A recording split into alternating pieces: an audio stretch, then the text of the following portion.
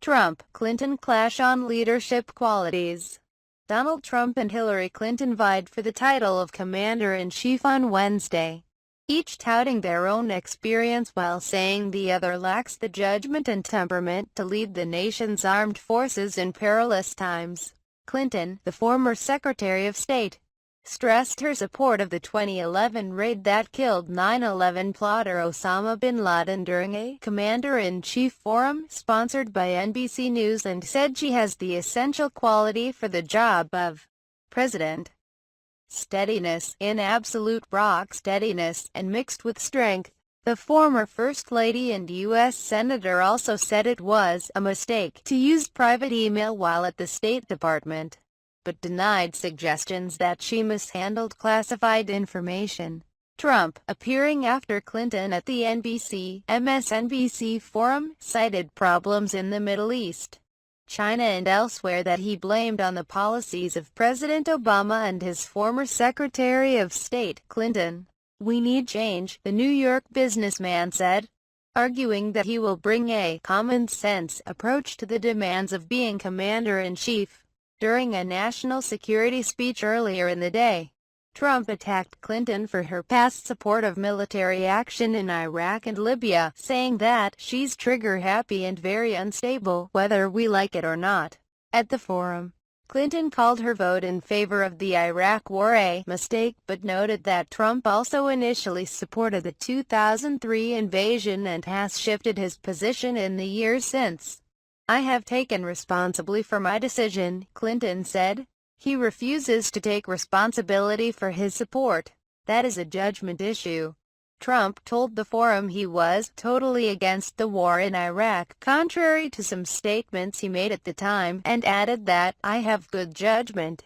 NBC News moderator Matt Lauer asked the candidates to discuss their own ideas and refrain from attacking their opponent, a request not always honored. The candidates, who had only 30 minutes apiece, also took questions from veterans invited to participate in the forum.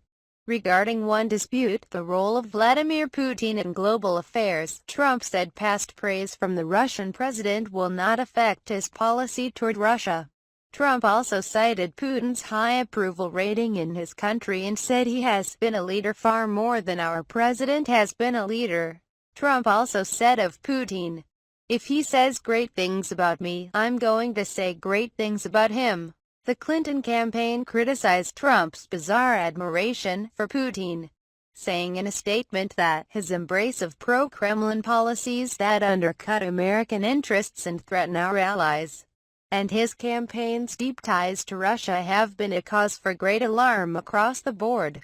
Clinton, meanwhile, suggested Trump wants to privatize health services for veterans. Trump later said that's not true. Trump, at one point, said the generals serving under Obama have been reduced to rubble. The Clinton camp accused him of attacking the military. Both candidates pledged efforts to defeat the Islamic State.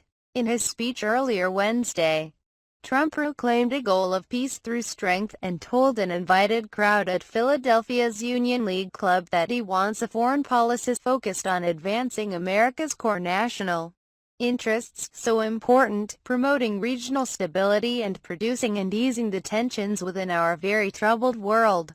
Trump, who cited endorsements from 88 generals and admirals on Tuesday, called for increased defense spending and an end to the automatic series of congressional budget cuts known as sequestration in his Wednesday remarks, saying that would permit the financing of more submarines, ships and troops. The GOP candidate did not supply an overall cost estimate for his plans, though he said budget reforms and the collection of unpaid taxes would help finance them. The Committee for a Responsible Federal Budget reported that Trump's plans would cost $150 billion, even if his cost offsets materialize. Among his military readiness proposals, demanding that other countries pay the U.S. for mutual defense projects, including demands that NATO meet its financial obligations and that wealthy nations like Saudi Arabia, Japan, Germany and South Korea contribute more money.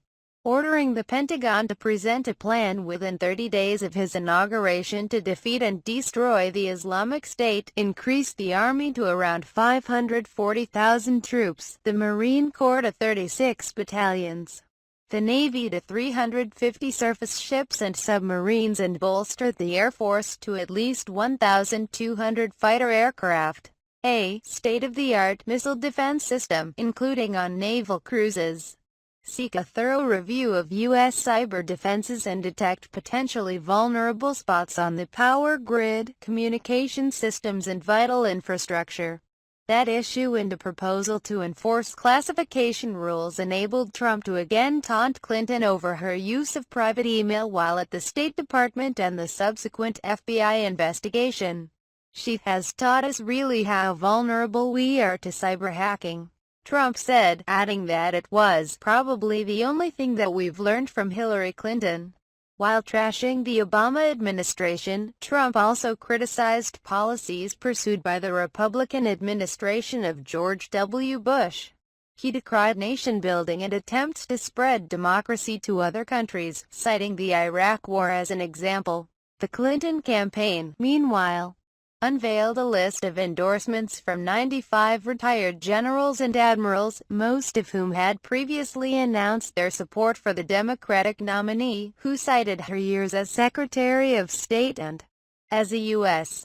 Senator. In contrast, the New York businessman who lacks experience in government and has attacked global allies as well as adversaries.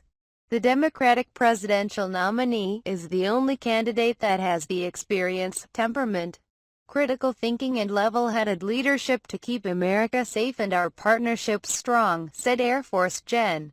Lloyd Newton. As for Trump's attacks, Clinton Communications Director Jennifer Palmieri said the Republican candidate is reduced to taunts and insults because he cannot otherwise defend his own record.